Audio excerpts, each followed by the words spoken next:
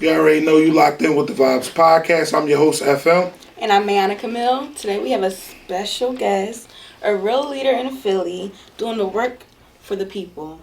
We have State Representative of the 10th District. Show some love. Hey, what's up? I'm What's up, y'all? Brown. Hey, what's going on, brother? How you feeling today? What's the vibe for you today? My vibe, it's just great, man. Just feel amazing to just be able to serve the people every single week. Mm-hmm. You know, just do the right thing. I know that's right. Serving is my vibe. Streets is packed. I was struggling getting in here. They were knocking us down to get up in here, man. And you know, I respect it, and I definitely applaud to the community work that you're doing. I don't want to get too far in it yet because we got a whole bunch of questions that we're gonna lock in on. But what made you run for office? Oh man, that's a loaded question. So no, so let me give you a little history first, and then I'll give you like how it all became. You got time for that? Oh, we got time. We got time for you. That's you. So, back in 2019, the state rep at the time was going through something, got indicted, then got convicted. Mm-hmm.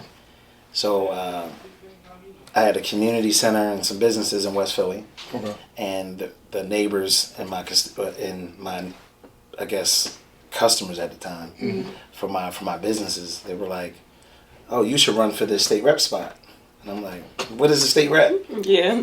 Mind you, I'm 2019. I don't know what a state rep is, but you see them, you hear of them, but you don't really usually know what they do. Then you ask, well, what does a state rep do? Googled it, couldn't find much.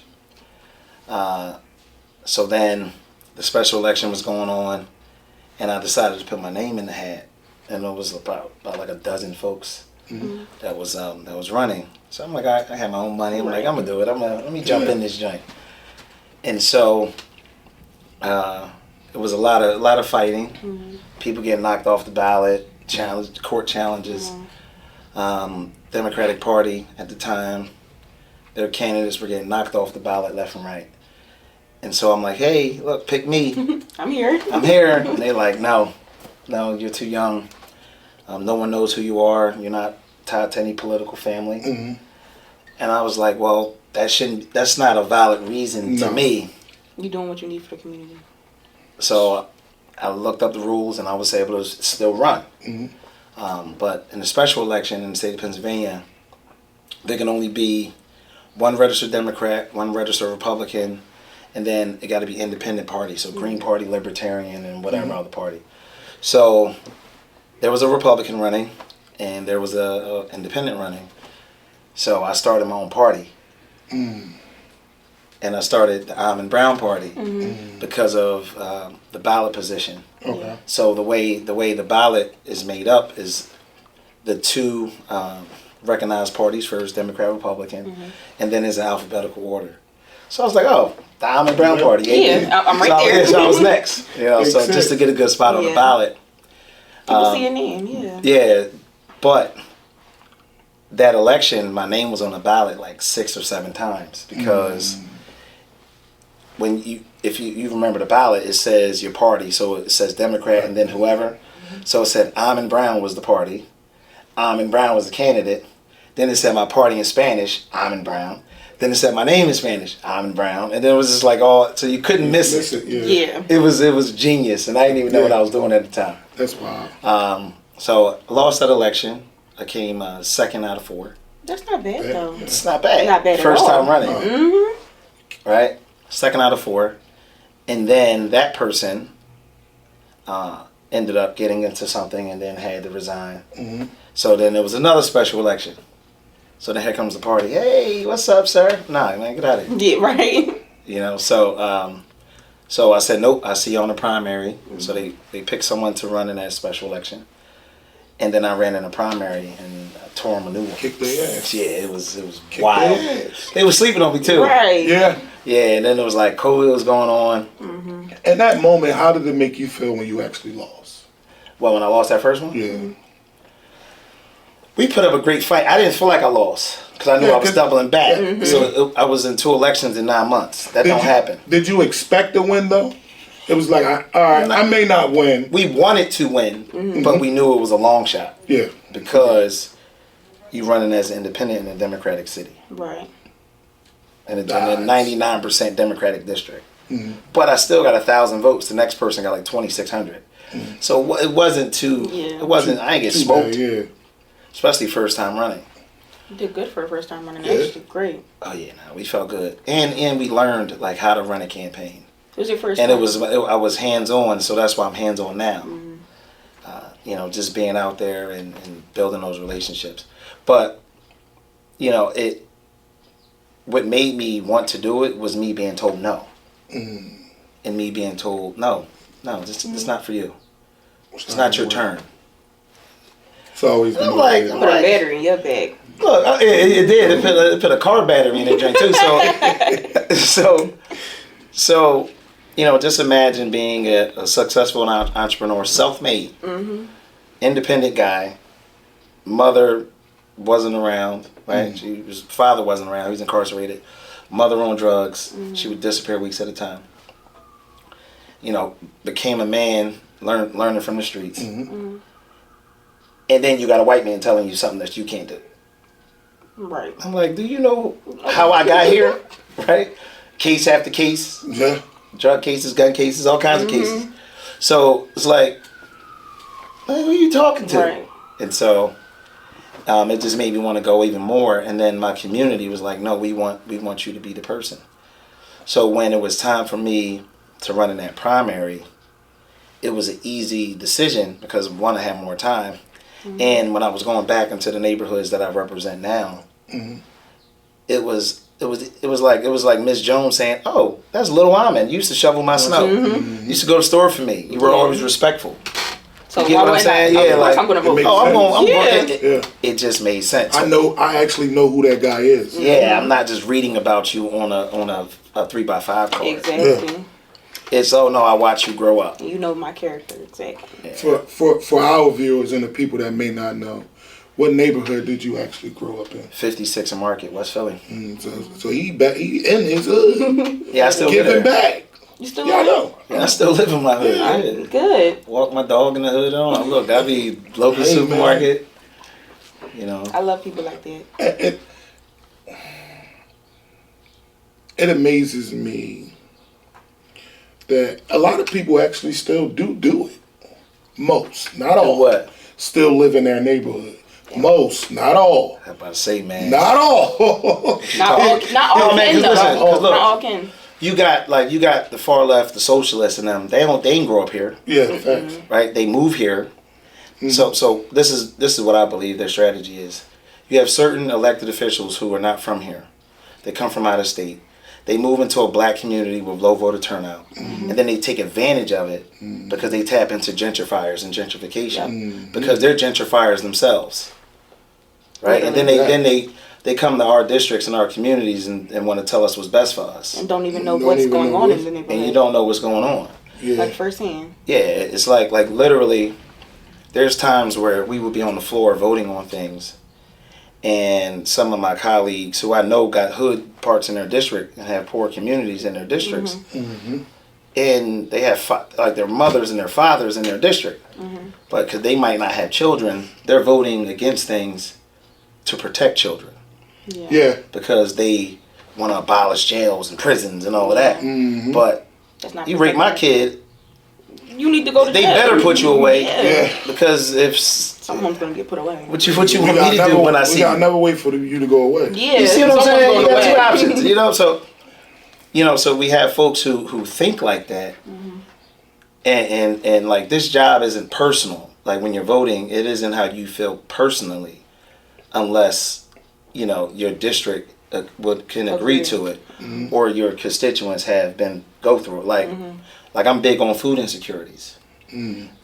We specialize and we invest a lot of time and energy into bringing resources and goods and food to the community because I experienced I was food insecure. Yeah. Like my siblings and I, we literally depended on going to school just to eat, not to learn.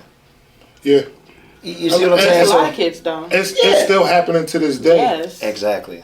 And that's the crazy part about it and that we're ignorant to that as people. We actually are. The neighborhood. Yeah. We actually ignorant to not knowing that our kids, the only reason why they're going to school most of the time is because the parents really can't afford the food. They could barely afford the place that they live in. Exactly. And then you'll have folks, whether they're colleagues or whoever, say, "Oh, well, he ain't doing much. He's just giving out food." It's way bigger than that. Yeah, it definitely is. That's like people hurting right now. Mm-hmm. You know how many elected officials staff online right now and say, "Don't tell my boss I was here, but thank you for this. I really need it." Really? What? All the time. Judge, kids and staff, city officials, state officials, federal officials, all their staff come here. SEPTA workers, you know how many federal employees have to do this? Well, former federal employees after Trump fired them, they're out in that line every week. And you telling me I'm just giving out food? We gave out hams today. They $35 a pop. We give out 750 hams. We gave out sheet sets. The sheet sets are $200 a pop. Definitely seen that. Like, it's bigger than just the food. It's actually helping the community. Yes. They need help. People, far too many individuals or they at that fork in the road each and every week, every month, whatever you want to call it. They have to decide between, do I feed my kids or do I pay this shut-off notice? Yeah. Yep. And most of the time they're going to pay that shut-off notice. Yes. And then the kids ain't going to eat. Because they'll be all right. I'm going to put them to bed early. Not thinking about when they wake up. Like, some of these young boys, like I was him. Like, wake up hungry, go to sleep hungry, wake up hungry. I'm going to go steal something. Yeah. Right? Yeah. So my buddies and I, what we used to do, we used to go into Kane's Food Market on 56th and Market. My young boy would ask them to go reach up and get a hat and gloves. And one of us would drop the chips. Somebody open the door. We kick the chips out the door. Every time the door opened. We did that all day. Method. Yes. Like seriously, that's what we did. But we were hungry. We broke the law because we were hungry. So when we're feeding people, that's part of gun violence prevention or crime prevention. Because we got fathers that come can go home and fill a refrigerator now. Yeah.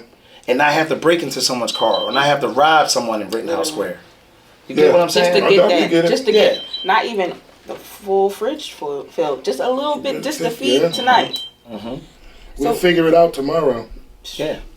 So what was it like growing up in Philly? Oh man, it was rough. We did a little bit of time in Stenton Manor Shelter. Then we moved to West Philly. South Philly, we lived in an abandoned house. Then my mother, she met some guy, and he moved us to a house in West Philly when I was 5 or 6. And then that's when You just stayed in West. Say you just stayed in West Philly? Yeah, stayed in West Philly. You like West? I love West Philly. I love West Philly too. Yeah, listen, and you can tell the passion in him that he really do love his neighborhood. Yes. Love my neighborhood. It's no facade, and it's not it. He's not acting this way because the camera is on. When we came in, he was joyful. He made me happy, and I was upset. But it's like, and I'm. Just go ahead, babe, because I'm gonna go keep going. What keeps you motivated every day? What keeps you going? Knowing that, so prior to me being elected, I was a self-made entrepreneur doing extremely well, no matter what the haters say or the headlines. He's getting money out that job. So, like I used to go home every month, every week, and be like, all right, how much money did we make? But I was never happy. You know, we had the fancy cars, the penthouses, and all of that. We was on I had a spot down Northern Liberties before Northern Liberties was Northern Liberties. Like we was the first. So I'm familiar with that. I know you was really getting it. Yeah, no, for real. So, but I wasn't happy. You know, I had the material things, the nice cars, and all of that.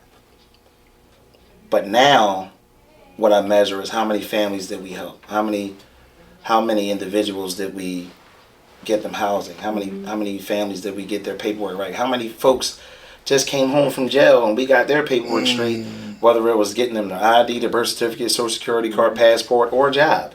I wasn't doing that when I was an entrepreneur. This is much more rewarding, and there's a lot of folks who look like us who need that leader who've been through what they might be going through. Yeah. So you know how to navigate and know how to approach them. Yeah. Because if somebody come to me in a suit telling me I can help you, I'm like, man, get out of here, man. Like, oh wait, especially if they like a 90-year-old elected official. Yeah. You know what I mean? Like you would. I get it though. Yeah, I definitely. You know what I'm saying? As someone young, I completely get it. This is how I feel about it. I would want someone who has the same background as me, who can relate to me and my problems than anybody else. Look, the way I look at it, right? I'm assuming we're all around the same age. I doubt that. I'm 21. You 21? Yes. I just turned 21. I ain't telling my age. Look, I'm 37, right? I'm 30. We say So it's like the way the system was a few years ago and how it currently is a little bit is not set up for us when we're 80. You get what I'm saying?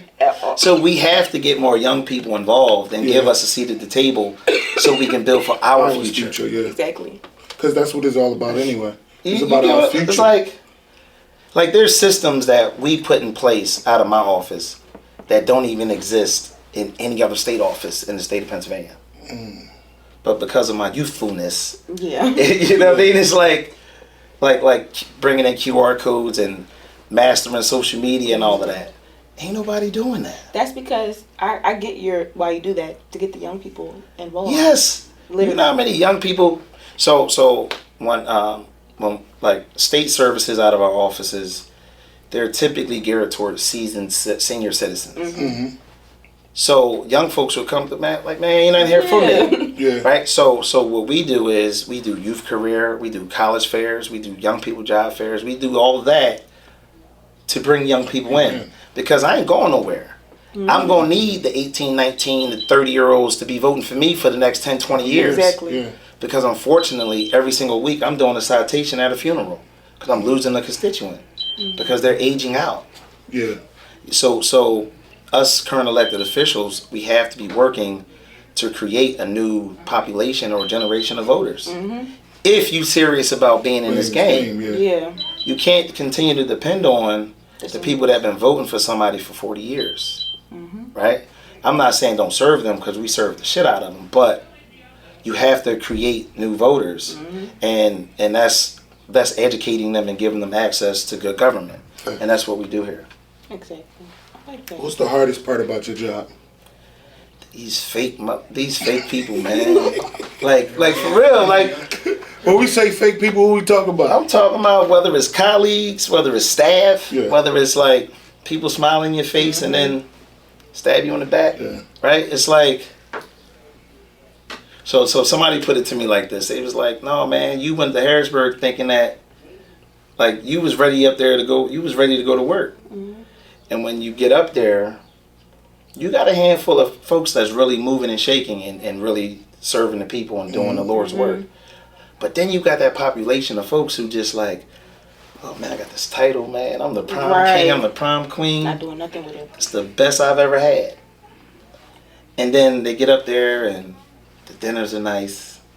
Yeah, you get treated nice. You never been treated like that before. I've been eating lobster and steak. You know what I'm saying? I don't eat beef, but I'll buy somebody a steak. So, forget. Like, he's been doing this. Been doing it. So, like, there's been times where, like, lobbyists will take me out and I'll be like, nah, I pay for my own. Or I order the cheapest thing on the menu to let you know, like, man, look, I know they got all this fancy stuff in here, but I just want chicken fingers and fries. And then they're like, oh, no, get whatever you want. I want chicken fingers and fries, bro. Like, you know, but it's the phony people in this business, and it could be a constituent, it could be a colleague, it could be a staffer of an elected official. It's business owners. It could be like anybody. These people are like chameleons, man, and so that's why I tend to stay by myself because I can't pretend like I'm cool with you. Because I get real uncomfortable in those spaces. So it's best for me not to be in that joint. Easy, he just spoke me all the way. No, seriously, like I'm dead serious. And then imagine being in rooms when you know what the issues are. Yeah. But then you got folks who like, oh well, the data shows, man, man, go to 56 and Market and talk to those people. Yeah. They're gonna tell you what's really real, right? Go to Presby and talk to that mom who kid just got killed. Mm-hmm. Go sit outside Presby or go sit outside Temple, where the real problems are. Yeah. None of them have been there, and a lot of them are very uncomfortable in the hood. Yes. Right, but then they'll sit there and say, "Oh, the people that's closest to the pain need to be closest to the power." Well, why you ain't over there then? Yeah. Why they gotta come to you? You get what I'm saying? It makes sense. And so, I would say the fake folks in the business, man. But now we do got some, like I can name something like Joanna McClain, phenomenal, like beast, like she's a beast. Yeah. You can from the block to the boardroom. I don't know where I heard that before, but like she's a monster, and she's amazing. Yeah, we had the pleasure of meeting her at I want to say the name right. It was a school career day at Brian B. Yeah, that's her district. Yep. Mm-hmm. Man, we had a small conversation, but it was dope. She inspired me so quick. Yo, man, and to become the first black woman speaker. Right. Dope. In the way her and we have a leader named Matt Bradford from Montgomery County. The way they're managing and running our caucus, man, it's like, especially with a 1-seat majority. They getting the job done. And they getting it done. They're keeping us together. Good. Because we got some wild ones in our caucus. Like, people think the far right is crazy. You'd be surprised about it. Yo, the far left is wild. You'd be like, okay, you want to throw stones at me because we don't agree on one issue, but we agree on everything else. But we don't agree on one thing, and it makes me a bad guy. And then they wanna compound all these resources against you, but then you beat them. So who really got the last word? Yeah. So what do people often get wrong about your work? About my work or me? About your work? About you? I don't know what they say about my work. Yeah, let's go about you. Does that sound a little bit better? They say I'm unapproachable. What? I get that. You get that? I'm not approachable. I think they approach you in the wrong space. When you here moving around, you're locked in on what you got going on. And the crazy part about it is, even just today, I had a little like, what the fuck? But then it was like, he moving around. He gonna speak, he gonna talk, we gonna get together, but he moving around, he locked in on what he got going on, and that's what makes you so dope. Yeah, because as soon as he walked in, he said, "Hey, y'all," and then went straight to work. Yeah, it's like, all right, I get it. But me not being in this space before, not understanding what's going on until I actually sit back and view it, and I can view stuff real fast, and I see the motion that you got going on. There's a lot of moving parts. It's a lot of moving parts, but man, that line wrapped around the corner. And they got to be right, because as soon as you and you want to be out there for them. You got to be there. You got to be present. Another thing, folks say, I get arrogant sometimes. No, I don't get that. I don't get that either. I don't get that. I don't get that either. That's someone that don't know you. Yeah. And like I said, that split second was like, and he don't listen, right? He don't listen. But who says you're right? You know what I'm saying? Like, I'm guilty for that. Please say it again. Who says you're right? Who says you're right, though? You see what I'm saying? Like, okay. Your way of thinking is correct. You tell me I should do it this way, and I don't do it that way. I do it my way, and then you sit back and you do it my way. You see what I'm saying? All the time. Nerve. Like I'm sitting back watching a lot of folks, right, doing a lot of stuff that I'm like, oh, I did that. I did that too. Mm-hmm. Oh, yeah. Remember the first person that was anti-ski mask? That was me. I did that too. Thank you for doing that. You know what I mean? But I appreciate it. I appreciate that I'm like leading the way for things, for things to get done. And if I can't do it, get it done. It's not about who do it first. It's just about. I just want it done. Exactly. Like there was some legislation that I was working on last year, and it was considered Republican legislation, right? But it was good for Pennsylvania. So I'm like, all right, cool. I'm going to introduce a bill. Like it was a great idea, and it was something that we need, and it was going to be beneficial to our general fund, bring in more money, sell more liquor. Let's get this money, right? So I'm getting stones thrown. Oh no, that's a Republican bill. Da da da da. Then they turn around and want to run it, but they ask me to come off of it and run their version. Oh no.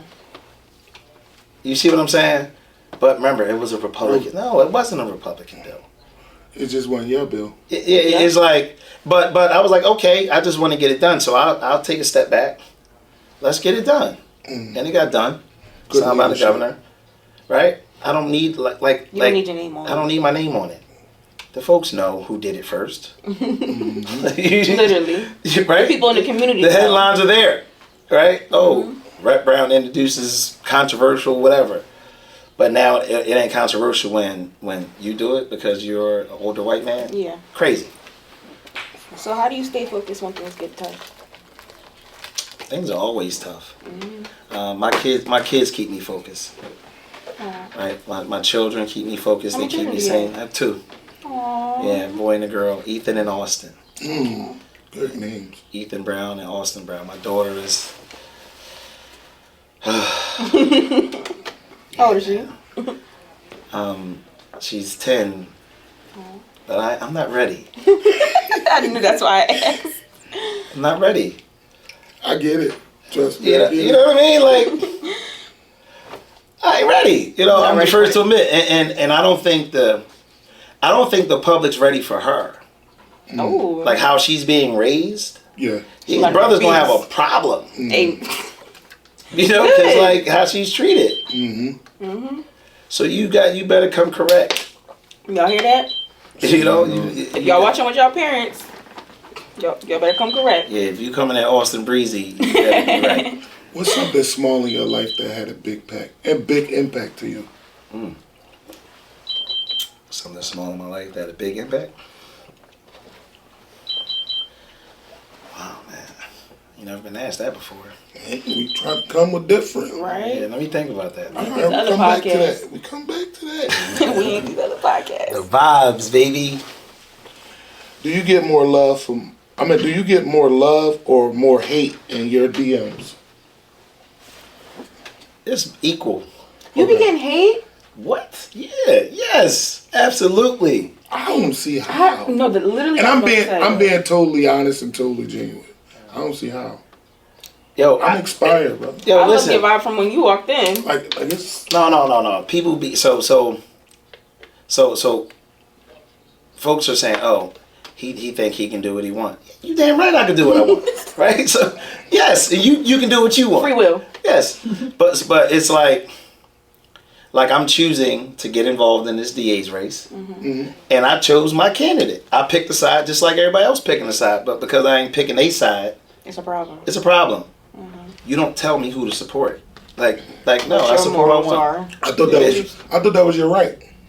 Literally voting. Yeah, it is. Yeah. You know, so it's like I literally had an elected official tell me, "You siding with the ops." No, they your ops. He's not my op. And if anything, you're with my op because me and Krasner do not get along. Like, you get what I'm saying? Like, look. People, I can't believe. I'm not even surprised that politics talk like that. Listen, I'm not. No. That's what the guy said to me. Oh, you signed with the ops. Dugan ain't my op. He might be your op, but guess what? Krasner's my op. You want to play those games? Yeah. If you're being technical, because I wasn't even going to say that at first. Yes, like, don't call me and ask me to support who you want me to support for your personal benefit. Yeah.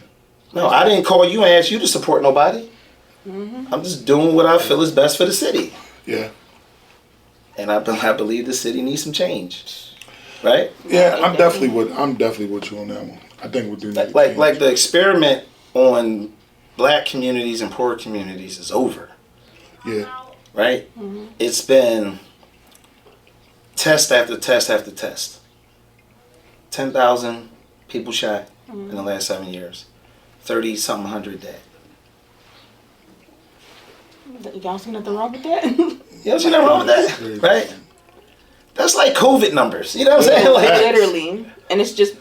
But then you look around the state. You got counties that you don't even hear a gun go off. Yeah. Montgomery. You know, like it really bothers me when I run into elected officials from other counties, and they say, "Man, if somebody get killed in our county, everybody getting fired. The judges, the cops, everybody. We starting fresh. We ain't having it. But why is it okay for us to live like this in Philly? To live in fear? Mm-hmm. And I ain't living in fear because, like I said, I still live in the hood I grew up in.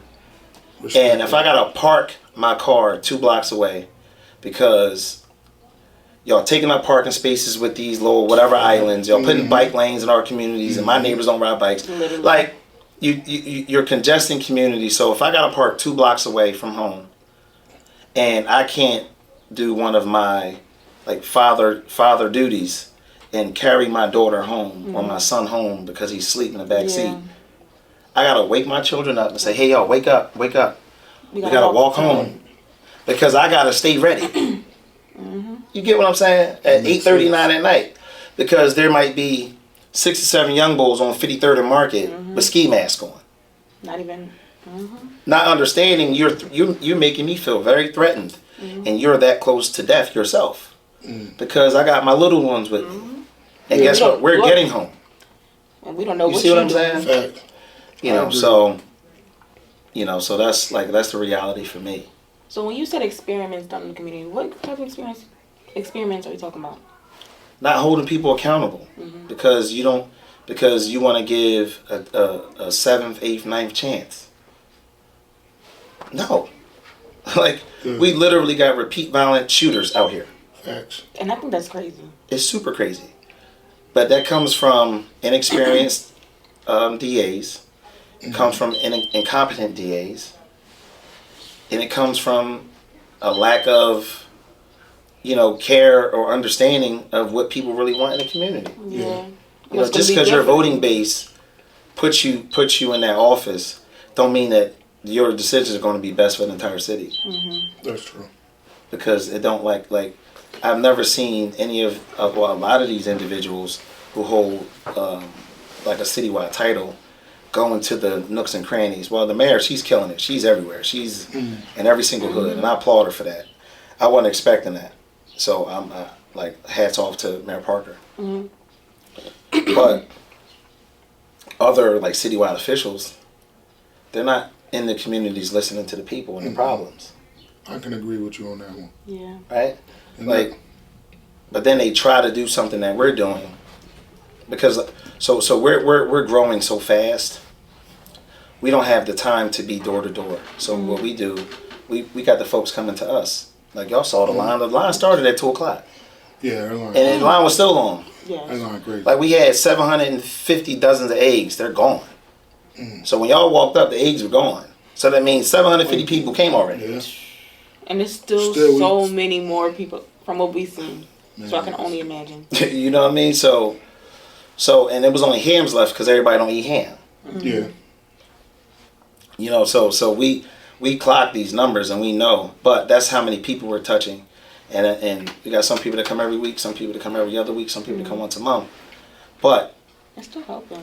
We're out there. Yeah. We're having these real lifetime conversations. And really out there. And you know how many folks are saying I just lost my job, or whether it's the Trump administration, or you know how many folks saying my loved one just got shot, my son just got murdered, my daughter just got raped. Right. It's crazy, so. Yeah, I definitely heard somebody screaming out lamb chops out there. Oh, yeah, are you serious? Somebody asked for lamb chops. He got some lamb chops back there. Yeah. Break it up. Yeah, somebody asked for lamb chops. So, no, not this week. Not this week. Y'all be having salmon and all that. I be bird watching on the ground, man. You got highlighted for things like Harrisburg and internships. Yeah, our internships is serious. Yeah, man. Get into that. Serious. Yeah. Yeah, he cut me off before you. So I think we had. No, you good though. No, you good. I think we had like 40 interns last summer, high school and college interns, just to get them involved. Like I said earlier, you got to get younger people involved in government because we have to create this new generation of leaders to take care of us when we get old. If we don't get young people involved in politics, Who's gonna? like what's the what's her name? All the old senators and all of them from in D.C. I can't even think about who you're talking about right now. Yeah, but they old. You know what I mean? It's like literally they are. Yeah. It's like it's time to go. Time to get somebody new and fresh up in It's time to go. The world is changing, so it's not even about you being old and off. It's about the world is changing, and you don't have them new ideas. Literally. To make things a little bit better than what it is. And older people they stubborn. Yeah. They can be stubborn sometimes, and look, granted, all right, cool. Some older people got to stay in office because they might get taken out by somebody, whether it's a Republican or someone who might not understand that district or that state that they represent. But at least put young people around you. Exactly. Yeah. It's about that's the least you can do. That's the least you can do. The least. Right, like look, I'm 37 Keep and you fresh. I made the executive decision to put younger people in my office. Makes sense. So we got a nice mix. But we need that young energy to help. You actually need to know what's going on out there. Yeah. Because you can't really be out there on the corner with them every 5 minutes. Well, I'm talking about young with like keeping me up. I'm in the streets. So I got that part. No, that's not what I meant. What I meant is more so far as they out there every day. Them young people out there every day. Whether it's walking to school, going to the catch algorithms buses. are the same and all that. Yeah, it's a little bit different for us. Because we focus on, the things that really matters. And we need that energy to tell us what's really going on out there. That's what I was trying to Got it. So why is social media important for people in leadership? Because that's like the new form of communication. People spend majority of their time in a day on the phone. Whether it's emails, whether it's research, whether it's work. You're on that joint. Right. You're on that's the new computer. That is the computer. Right. And it's the fastest way to get people information. And so we figured out a way to touch tens of thousands of people with the click of a button. Right? And we don't put a lot of effort into it. Like our videos be raw. It's like, yo, record that joint right now with the stutter and all. Throw it up. You got to get the people but here. That's genuine. People like that though. Yeah. Because I know if state representative was stuttering, ain't he funny? Ain't he doing what he need to do? I like that. Yeah, and that's what more people are starting to say. Oh, he's relatable. Oh, he's human. And people like that. It's not all like super polished and edited and all of that. Yeah, we just like the authenticity. And that's beautiful. That's what people want, man. Appreciate it, man. What post are you most proud of? What post am I most proud of? If you even have one. I like my posting my children. Aww. Yeah, I like posting my children because like they get a kick out of it. Like they act like they don't want to be on social media, but they be really wanting to be. Yeah. So like I'll post them. I'm like, oh look what I put up of us. Oh my God. Then they be like, oh, how many views we get? How many likes we get? I'm like, exactly. So no, I think my children, and also our legislative or our accomplishments, how much money we bring back to the district. Like it's to the point where we stop disclosing it though. Yeah. Because it gets I guess that's where the hate is coming in. Yeah, man. Like we used to have a whole wall of like mock checks. But then that turned into everybody to come in, oh, I want one of those. And it's like, it's a process. It don't work like that. It don't work like that. Yeah, it ain't that easy. So I started it out asking you earlier, and I think I got it wrong, but it's not a podcast, it's a radio station. How did that come about? You wouldn't believe. Yo, listen, man, like God is amazing, man. He like the way he be moving. Yeah. And he's all around this situation. Like, bro, I literally walked into that joint. Like it was like, yo, man, anything I can do for you, just let me know. Me, I'm always 10 steps ahead, quick on my toes. I'm like, man, I'm on a radio show. You for real? I was like, yeah. And I was like, yeah. And boom, around town with Almond Brown, right? And like the team I got around me, when I took it back to them, they jumped right on. Oh no, this is all right. Cool, we in. Like I don't have those kind of folks around me who, like, if I think of something, automatic 100% investment. Okay. And they just make it a thing. I need them kind of people. Ooh. No. I'm telling you, man. Like I need them kind of people. I am nothing without the team. The team is crazy. The same here. Yeah. I'm nothing without these guys. I'm just being honest. Yeah, man. And so people say, oh, you're doing such a great job. I'd be like, no, go thank them inside that building. Right. So like the team is tight, and now you got to trim the fat though. Right. You got to know when to trim the fat, when it's trim time, and your team must understand that. Okay, if you invested, you were part of this team for 5, 6, 7 years. Yeah. That same energy you invested back then, we need consistency. Right. You got to keep depositing into this team. You have to be effective. You can't just ride the wave because we're going somewhere, right? And we're helping people. And so it's, we need that continued investment from team members. I agree. So before we go on, a quick sponsorship. I want to shout out. Well, listen, I need everybody to do me a favor, all my supporters and followers. I need you to go support this brother, Eddie Bell Jr. He wrote a book called Turning the Tables. He's incarcerated. He wrote this book while he was incarcerated. I need y'all to go cop this book on Amazon and also at Barnes & Nobles. He's out here serving the community. He gave thousands of books away to children in need. Help him out, man. He need everybody to go get this book today. I'm messing up all the time. Hey, what I meant? Man, people like it. They love it. You should hear us behind the camera without the editing. It's crazy. Wow. Stuttering. So we're going to play a game, this or that. Shit, how that cool. It's not crazy. I promise you not crazy. This or that. All right, let's get it. All right. Cheesesteaks from Max's or Ishkabil's? Ooh. What about Skinny Joey's? Them joints is crazy. I never heard of them. Or D'Alessandro's. You know, I told you D'Alessandro's. I'm beefing with D'Alessandro's. Why? Why, they forgot to put your peppers in there or something? Yo. But nah, man. So if I had to choose between those two, I'm going with Ishkabil. Yeah. Okay. This is crazy. Respectable. Yeah. Scepter or Uber? Scepter or Uber? Like today Scepter? Yeah. Yeah. As someone who catches Scepter, I get, like today's Scepter, they be drunk. Regional Rail or the Orange Line? Like, Orange Line, trolley. I'm walking. I ain't even getting an Uber because you can't even get an Uber and be safe. Oh, it's 77. Yes, Got shot. Yes.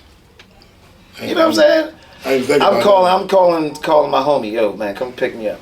I actually did that last night. Okay. I was like, look, I ain't catching Scepter. Like, I need cops on Scepter. Okay, I respect that. I need cops on Scepter, man. It's crazy. Like I get that. I rode Scepter 2 weeks ago on purpose. I was like, all right, I'm gonna catch the sub from Patterson, and then get on the L, come back to work. It was an experience, man. A hell of an experience.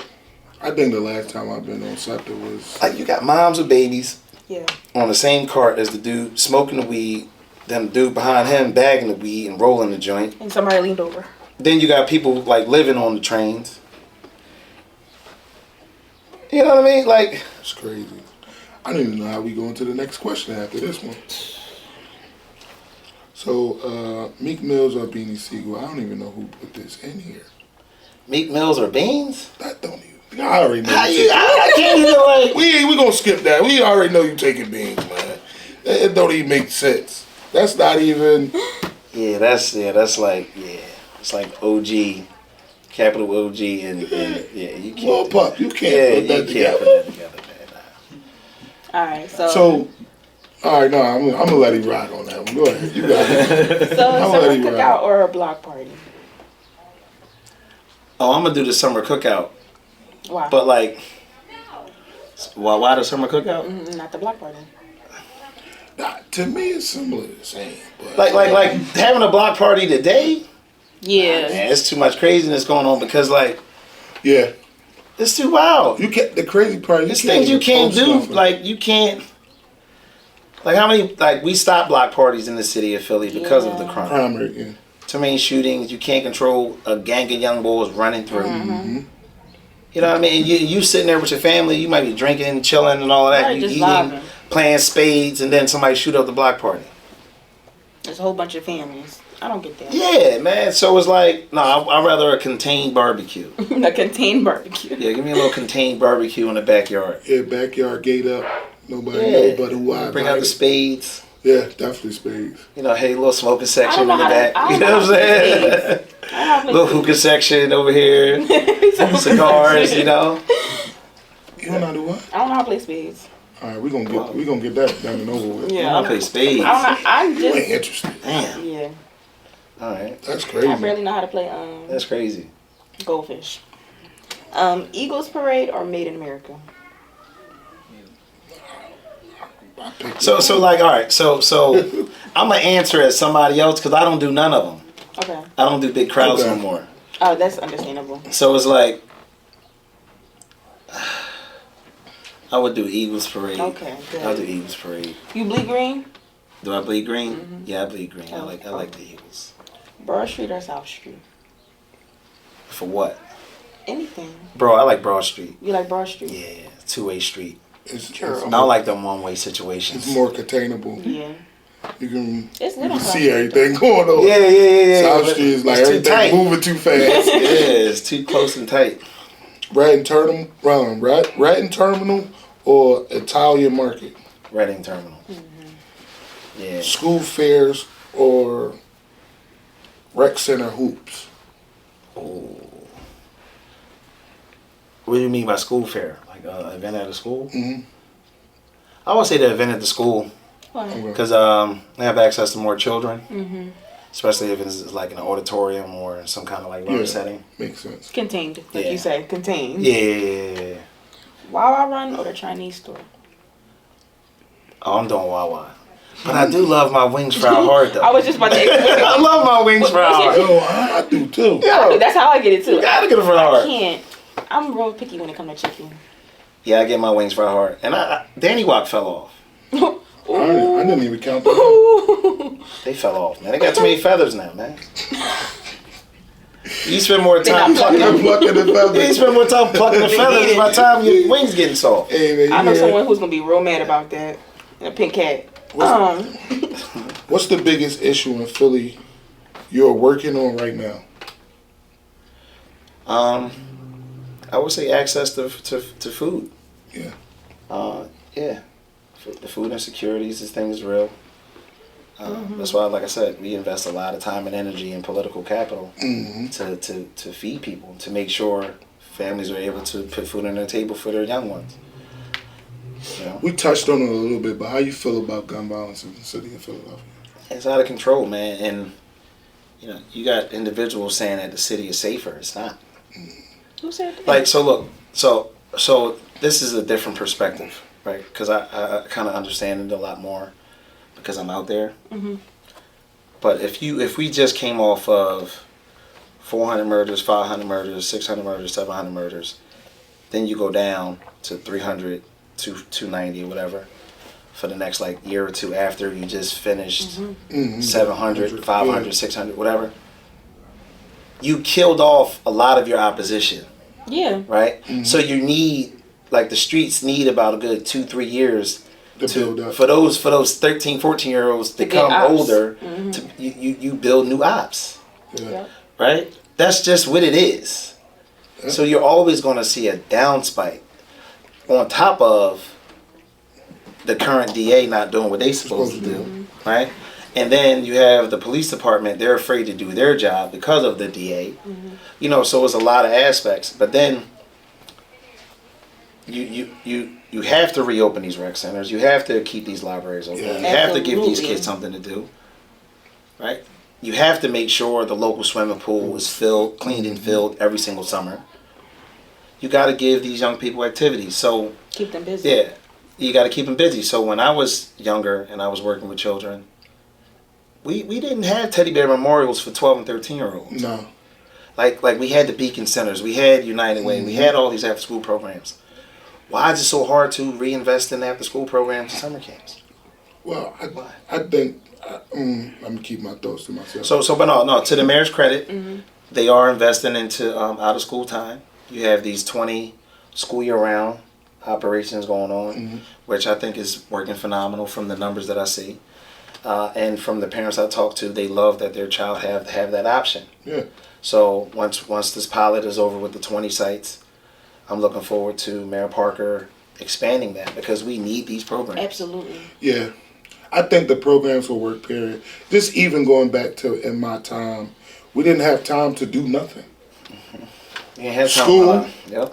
program, back in the house, eating, tired, bath, you going right to sleep. And up doing it Keep again. them busy. And even on the weekends, they took you places.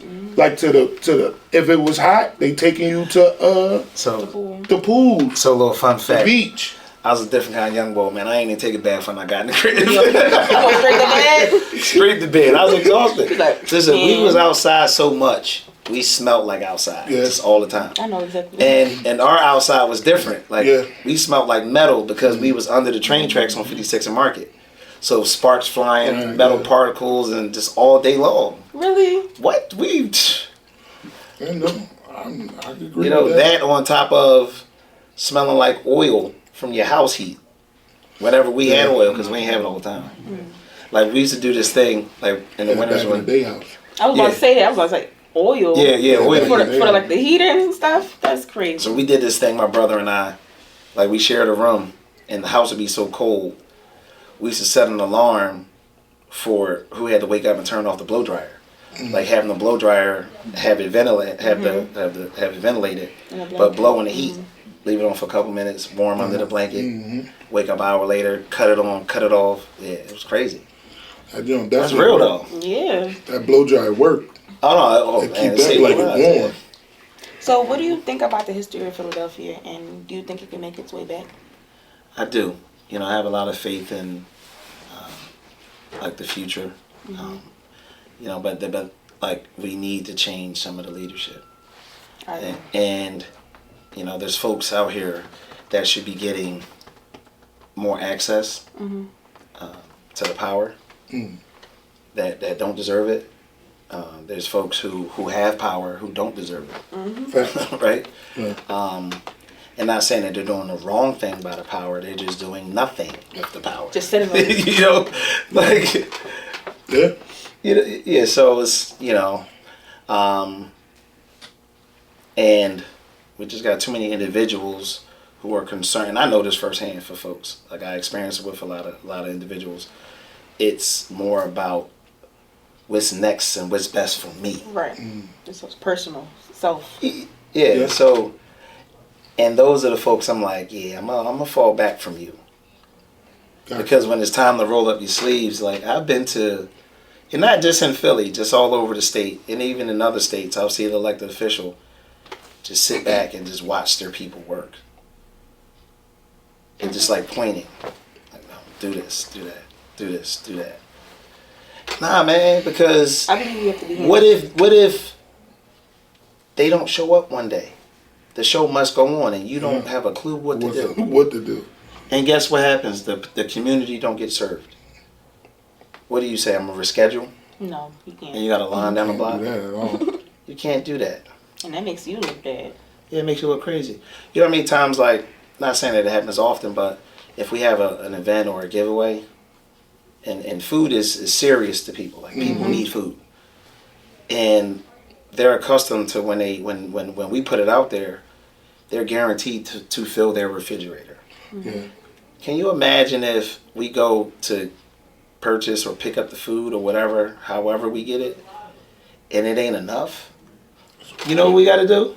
Tell them people. We got snaps on the petrol. Like, we got to go get some more. Yeah. Because you can't. Guaranteed. The worst thing that can happen is you running out of food. Yeah. After having somebody standing in line for 2 hours. Right. We got folks that was out here at 9 o'clock with their chairs. Yeah. Like, yeah, it's rough for me. And it's the end of the month. Mm-hmm. It's the end of the month. That's crazy. You know, so, you know, people are in need right now. How can regular people in Philly get involved and help you change things? You know, just spread the word. Like if you hear somebody say something negative about me, just be like, no, just tell the truth. Tell your experience with me. Mm-hmm. Like, I hear what you're saying, but this is the brother I know. Yeah. Like, it don't add up. You know, say he did that, but I doubt it. yeah, nah, because I know what he did for me. We there's not one block you can go on in the district, and there's not someone on that block that we haven't impacted their life in any way, shape, or form. And that's good. Whether it's a constituent service, a government service, whether it's supporting their community event or helping their loved one get out of jail or getting someone housing. You can literally roll the dice and drop me in any block, and there's something that we some magic we may happen. That's beautiful. A lot of people don't trust politicians. What do you say to that? I don't trust some of them either. That's real. Hey, listen. You know, listen, cause you know how many people was told one thing for that vote, and then, like some of y'all, man, Trump doing that right now. I was literally about to say that he's literally he had told y'all what he was doing though. No, but like he said, no, your groceries gonna go down. Eggs are still high, milk is high, hams are $35 a pop, right? Like, come on. Like, when hams be $30? That's wild. That's an expensive piece of, you know what I mean? Like, it's crazy. It's a wild thing. So how do you make sure your office is really for the people and not just talk? Hey, you could send a secret shopper in here. Send them, and you'll see. Mm-hmm. Like you're going to get served. You're not going to be told, oh, no, this ain't your district office. Like, yeah, we get other people's constituents to come here. And first we let them know, like, hey, just so you know, this isn't your office. Your rep is so-and-so. Mm-hmm. And then my team, they're trained to call that office to try to connect them. But if they say, oh, no, you can handle them, then we take care of them. Mm-hmm. You know, but we don't tell people no here. We figure out a way to help. And 9 times out of 10, you might have a senior come in here and say, oh, well, what's up with this? And it's not even a service here, but it's a quick Google search. But they don't have, they got a flip phone. Literally. Right? So it's like, all right, we do the Google search, print it out for them, and then they just follow the steps. How many resumes we do here for people, for young people? That's good. Like we you know, we keep it tight. Like, I'll come here and my team out front, and it'd be another young black man. And I just know what they're here for. They getting their resume done, they getting their resume tightened up, they're applying for jobs. And that's good though. Like we at least got 10, 15 people a week coming in here, sitting on our computers with a staffer, applying for a job. That's dope. Uploading the resumes are tight. Like, literally, I can ask one of my staff right now, how many people did we get employed in the last month? I bet you it was over 30. That's a good number. Yeah. No, it's the job real. market right now is horrible right now. It's a good number for young people. Folks be walking up to me on the street, yo, man, I got that job, bro, thank you. And I'll be like, yeah, man, you know I got you. But it was my team. Yeah. Mm-hmm. It was the team. It happens all the time. And they be like, oh, I got this because of you. I got that because of you. No, it's the team. Like, for real. I'd be like, oh, shit. You know, then I'd be like, yo, hey, we had a Malik Jones. Did we? Oh, yeah, we got him down at the electric company. We got him over there at whatever. I was like, damn. That's great. Yeah, we moving. Philly school need help. Oh, yeah, let's get it. Yeah. What needs to happen to fix our education system? So, of course, you need investment, more money, right? Mm-hmm. But we need accountability for the spending. Meaning what? Even better. So us at the state, we vote on sending more money and increases, right? Commonwealth Court came up with their decision, and we've done exactly that. Historic amounts of spending. But the same year we do that, football players got to give up $200,000 for air conditioners. It does not add up. Where's it going? Where's it going? Like them potholes. Yeah. So it's like, so we all agree that the schools are in bad shape. Yeah, in disrepair, and it's difficult for our young people. Their living situation is effed up. Yep.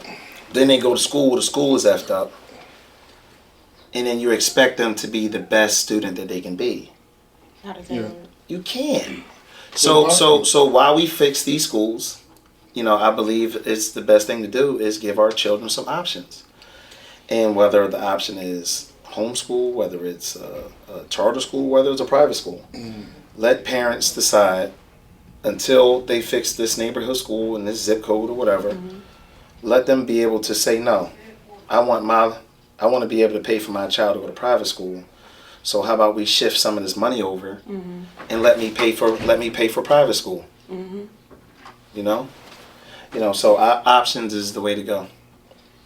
People are getting priced out of their neighborhoods. What can be done about housing and gentrification? So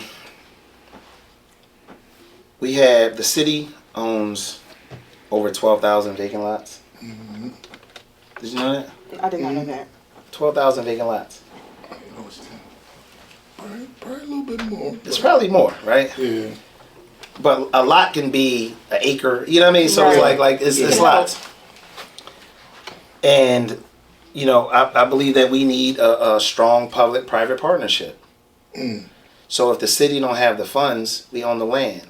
How about let's cut some deals, do some businesses, do business with some developers, some banks, and let's build on these lots, right? We got to tighten up this land bank situation. You got city council members, district city council members who control the land use, and some of them are blocking turn-the-key projects. Like there was 19 turn-the-key. You heard of turn-the-key? There was 19 turn-the-key projects turned down or denied because the council person did not introduce the legislation to turn over the land or whatever the process is to solidify the land to the developer to build on.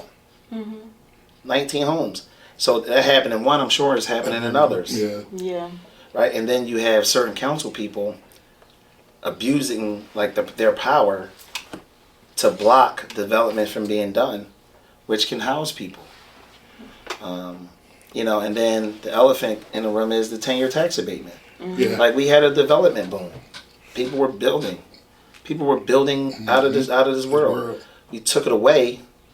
Now all the developers, they come together and say, okay, Philly want to play like that? Boom, we're done. All our projects on hold.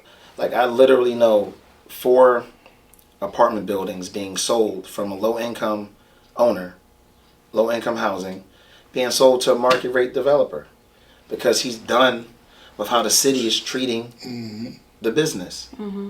They're like, well, dang, why are we going to keep investing if we're going to be keep being mistreated? Right. What's the point? Doesn't make sense. It don't make sense. So you got certain council folks that got to go. Yeah. A lot of folks come home from jail and need support. What's your take on re-entry and a second chance?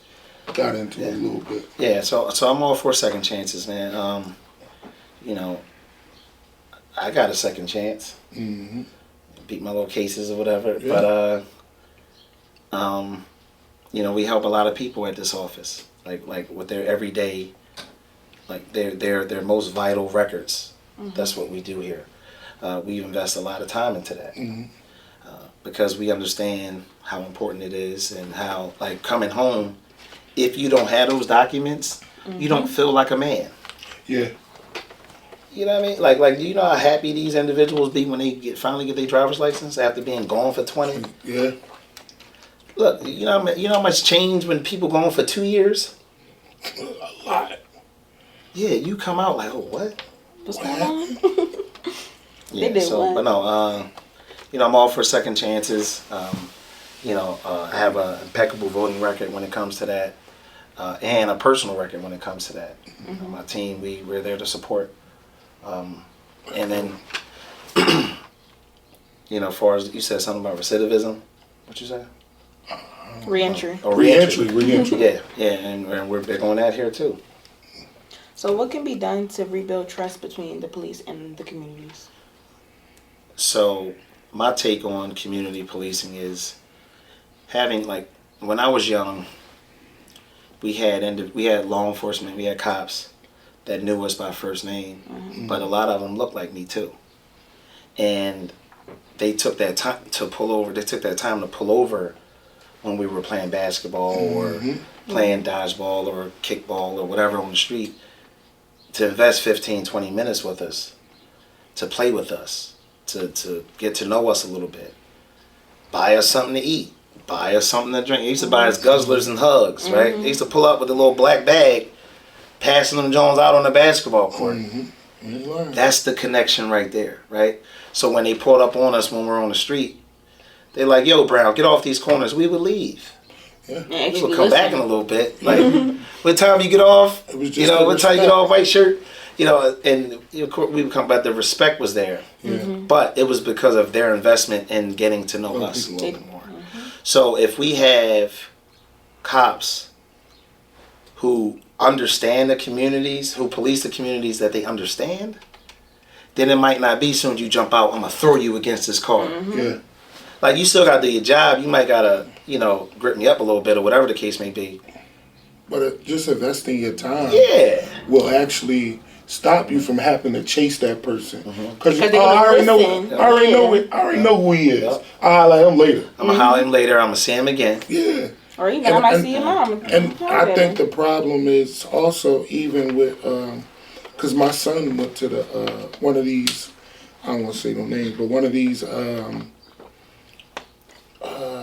community centers where they, he working with them and stuff like that. And he had actually got stopped by the cops while he was working. And not even on top of that, the problem is the police not even going to these communities to see these children, to actually say, all right, well, I know who he is because he worked for there and I ain't got to stop him, harassing him, throwing him against no car, doing anything to him because I know he worked for there. Or even if he say the name of the center that he worked for, I already know I ain't got to mess with him. Every young black kid out here is not actually doing wrong. Literally. Majority. Yeah, they just all dressing alike right now. Yeah, that's the sickest part ever. That's you know what I mean? So you can't get mad if it's mistaken identity. Yeah. Come on, man. All y'all got on skinnies and ski masks. Ski masks. All black. So I'll do more clothing promoting than anybody. Yeah, man. So then the other thing that I believe they can do, like, you got to get these beat cops back. Yeah. If a cop is walking in through the community, and say Miss Ethel is pushing her shopping cart up the street, and now she got to wait for somebody to walk by to take that up the steps. If you got cops doing just random routine checks or just walking through, can you imagine the impact of you carrying that up the steps for this lady? Right. Yeah. And how far that would go. And not even for that lady, but if a young black man got a flat tire, cop walking by, all right, let me help you out with this. Yeah. Little small things, man, add up to. It really is the small things. And us as a community, we shouldn't be watching our old ladies or your older people carrying stuff up. Like, we need to step up too. It's not just the police officers. We need to step up too in our community. And I think that's the biggest issue too. Like, the older guys not saying nothing to the younger guys. And I actually get it. But it's ways that we know how to talk to them without it going left. And that's just the biggest step up for me. What do you want your legacy to look like in Philly? I guess just service Always serving. Respect that. That's it. That's it. Yeah. Serving. You already said that. I want people like when they hear my name, yeah, that boy be serving his ass.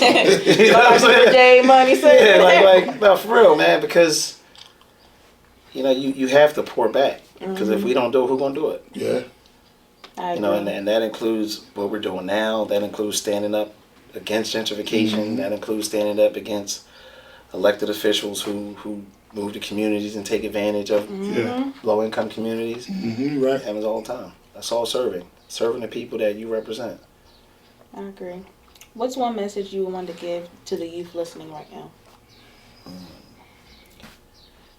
You could be anything you want to be. Don't let nobody tell you no. If you have that chance, you take it. And watch your surroundings. I agree.